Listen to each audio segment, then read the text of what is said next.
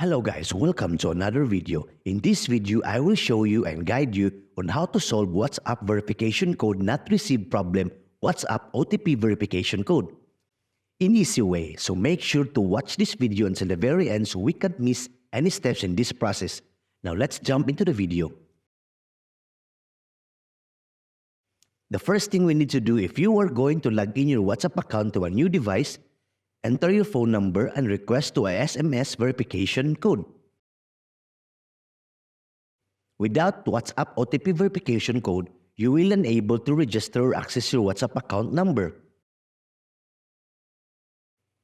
If you don't receive your WhatsApp verification via SMS, then these steps will show you on how to fix WhatsApp account.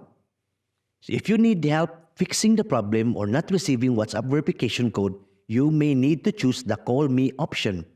Here to request the call, when you answer the call, an automated voice will tell you the 6-digit code. Insert that to verify WhatsApp account.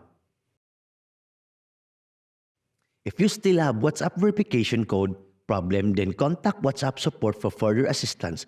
Here's how to do that. Open the WhatsApp on your device, tap on 3 vertical dots in the top corner of the screen to open the menu. Then tap Help in the menu and then, as you can see here, there's a different steps on troubleshooting it. And description, just follow all this given instruction to contact support.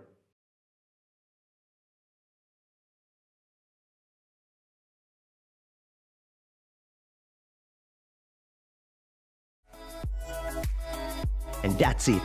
So before we end this video, please hit like, share, and subscribe if you are new here.